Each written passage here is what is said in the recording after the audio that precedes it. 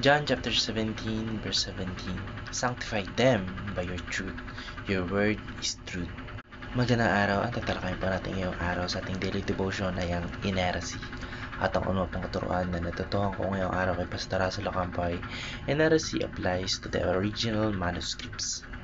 Ang ibig sabihin po nito, ang paniniwala na ang original po na mga sulat sa Biblia ay yung mismong sinulat ng mga propeta, ng mga apostol at ng mga iba pang inspired po sa panunulat o mga manunulat. Sila po ay walang pagkakamali o error dahil po sila ay may gabay ng Holy Spirit. Hindi po ito nagmi-meaning o nangangahulugan na walang mali yung bawat existing na Bible translation ngayon. Hindi yung pinapaniwalaan po natin ay yung pinaka-original na text na ibinigay na ating Panginoon Diyos sa pamamagitan po ng mga author na ay 100% tama at totoo.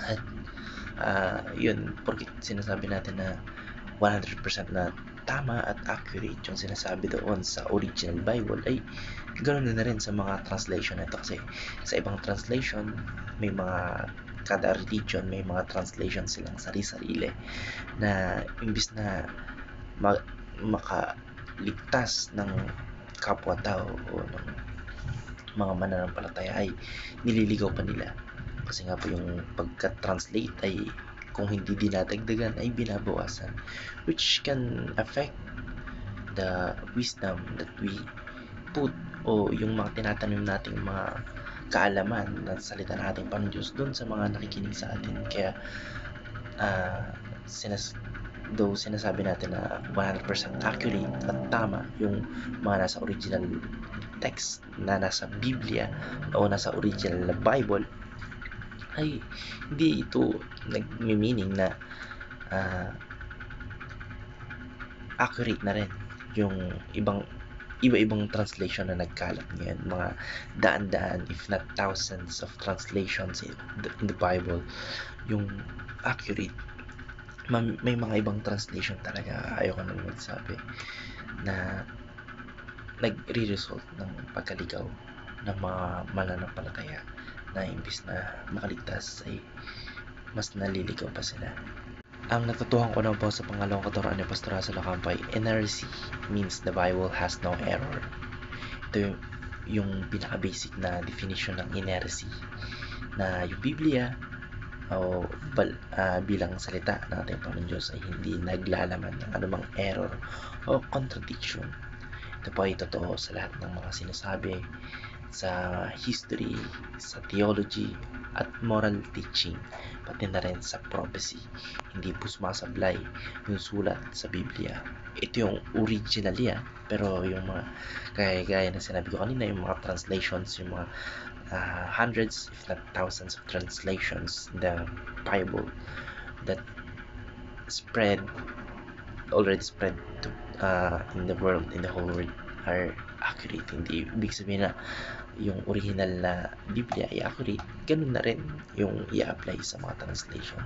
Kaya kung ang salita po natin Panginoon Diyos ay totoo, hindi po ito maaring maglalaman ng error, hindi ito pwedeng maglaman ng contradiction, hindi ito pwedeng maglaman ng inaccuracies. Kapag may error po, hindi po siya 100% truth, kasi nga po ganun nag-work yung truth and false. Yung truth, kapag hinaluan mo ng kahit kaunting o kahit isang inaccuracy na false, ay magiging false din ito. Yung truth ay truth talaga, walang bahid ng kamalian, walang bahid ng tawag dito, inaccuracies. Kaya ang inerrancy po ay nakabase sa paniniwalang ang ating Panginoon Diyos ay hindi nagkakamali. Kaya po hindi rin nagkakamali yung kanyang mga salita, which is nasa manual natin, nasa Biblia o nasa kanyang salita, which is the Bible. Ang natutuhan ko naman po sa pangatlong katuruan ni Pastor Russell Ocampo ay inerrancy is rooted in the character of God. Ang ugat po o ang pundasyon ng inerrancy ay ang mismong karakter ng ating Panginoon Diyos. Siya po ay banal, makatuwid at hindi nagsisinungaling. Kaya nang sinabi po ni Jesus na your word is truth, doon sa Bible, hindi lang niya sinasabi na totoo ang salita ng ating Panginoon Diyos. Sinasabi niya rin na ito'y nagpapahayag ng katotohanan tungkol sa Diyos mismo. Dahil ang Diyos ay tapat at hindi nagkakamali sa kanyang mga salita o sa kanyang mga sinasabi. Ganun din yung kanyang mga words and decisions na inalalagay doon sa kanyang kasulatan, which is the Bible. Kaya ang inaresipo ng Biblia ay hindi lang tungkol sa correctness ng mga facts, kundi nakaugat din ito sa pagiging perpekto ng ating Panginoong Diyos. Yun lamang po. Maraming salamat and God bless. Amen.